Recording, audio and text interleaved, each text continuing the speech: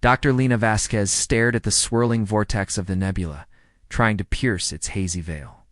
Her observatory, perched atop Mauna Kea in Hawaii, was one of the most advanced astronomical research centers in the world. Tonight, though, its cutting-edge technology was useless against the cosmic enigma before them. This wasn't any ordinary cloud of dust and gas, but it's transmitting outside our standard radio bands. It's almost as if it's broadcasting in a language we don't understand, Kavya finished, her fingers tracing patterns on the glass. Exactly like an extraterrestrial species would assume we would undetect it because it's outside our range of hearing. Just like how we can't hear most of the electromagnetic spectrum. Whoever or whatever was out there was close to close. Instead, he stepped into the room, cutting off their communication with the outside world. Panic threatened to consume Lina, but she pushed it down, focusing on the man before her. This was bigger than her, bigger than them. The signal continued to arrive, persistent, unwavering, but offering no new information. Then one night, Noel made another breakthrough. This time it wasn't words, but coordinates. The signal, now deafening, pulsed from the monolith, vibrating the ground beneath their feet. And there, suspended in midair, was the face they'd seen in their signals. It's no longer an abstraction, but a tangible presence. It was beautiful, terrifying, utterly alien. And yet it beckoned to them, calling to them, inviting them in. The team stood transfixed, caught between wonder and fear, knowing that they were on the brink of something momentous, something that would change their lives forever. But what exactly that would be, they couldn't yet know. This was the source, but what did it mean? As the signal reached its crescendo, the monolith began to glow, bathing the clearing in an eerie light. And at its base, a door, hidden until now, slowly opened, revealing a staircase that spiraled into darkness. The descent was long, the air growing colder and stiller with each step.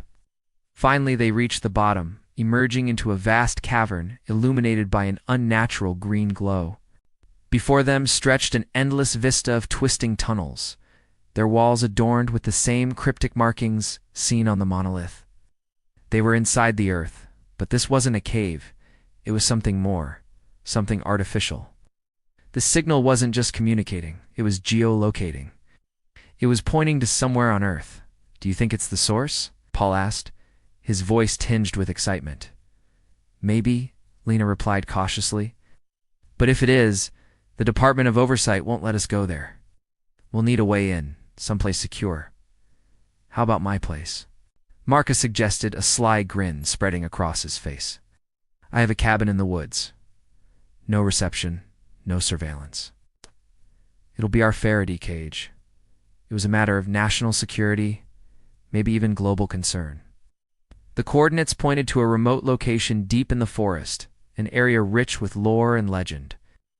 Local folklore spoke of strange occurrences, unexplainable phenomena, and a sense of foreboding hung heavy in the air. As they parked the car and stepped out into the forest, the signal grew stronger, guiding them deeper into the woods. It was like a beacon calling to them, promising answers, but offering no solace. The signal they'd received wasn't just a technological marvel, it was potentially a first contact. You should know that this isn't about shutting you down, the man finally said, his eyes gleaming with an inner light that belied his shadowed face. It's about containing what you found. The Department of Oversight has classified your project, letting the gravity of his words sink in. As top secret Dr. Vasquez, which means everything here, every record, every piece of data you've collected, it's all classified along with you. Lina stared back, her expression unreadable.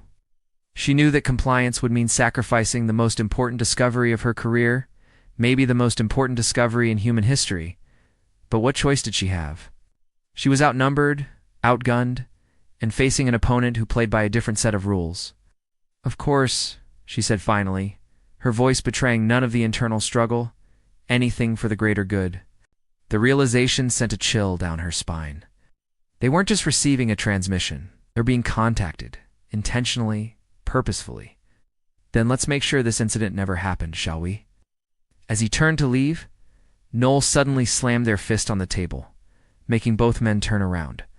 What is this about? The man demanded, his eyes narrowing. Sorry, Noel said calmly, leaning back in their chair.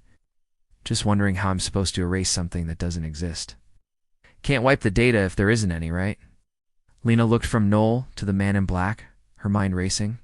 The game had changed, and she couldn't afford to lose focus. She needed to buy time, find a way to get ahead of the oversight. Maybe even a way to reach whoever, or whatever, was sending the signal. Noel's right, she said, meeting the man's gaze directly. We haven't found anything yet. All this is speculation. No data equals no problem, right? The man's eyes narrowed, weighing her words. He glanced at Noel, then back to her, before finally nodding curtly. Very well, Dr. Vasquez, he said. If you find anything, you will contact me personally. Is that understood? Of course, Lina replied smoothly. Once the man was gone, she turned back to her team, her expression grim. We need to go deeper, dig harder. If the government wants to bury this, we need to expose it. Suddenly, the door to the observatory slid open, breaking the tension. In walked a man in a black suit, his face obscured by the shadows of his wide-brimmed hat. He carried himself with an air of authority that demanded attention. Dr. Vasquez, he began, his voice low and measured, I'm here from the Department of Oversight. I'm afraid we need to talk about your little discovery. Lina's grip tightened on her chair's armrest. She knew that look, the one he wore. He was a soldier, trained to conceal his emotions, trained to eliminate threats. Are you here to shut us down? She asked, her voice betraying none of the turmoil within. So if it's aliens, they're very advanced.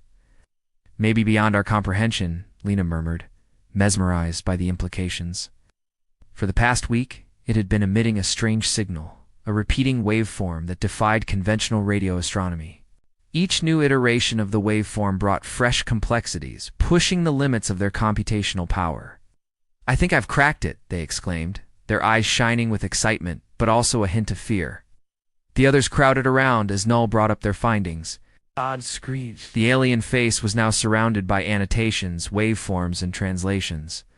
Underneath it all, a phrase stood out. We are here.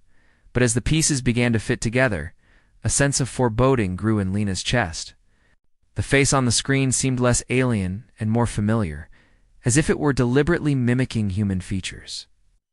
The blinking eye was no longer a curiosity, but a disturbing omen. At first it was assumed to be interference, a quirk of the equipment. But when the signal persisted, becoming more intricate, more deliberate, it became clear that they were receiving a message. It's not from space, but from somewhere beyond. Lina turned from the main screen to her team, each member hunched over their own console, eyes narrowed in concentration. They were an unlikely assembly. Dr. Paul Ensel, the stoic astrophysicist, who dedicated his life to unraveling the universe. Sergeant Marcus Pierce, a cyber warfare expert brought in to lend his skills to the decipherment.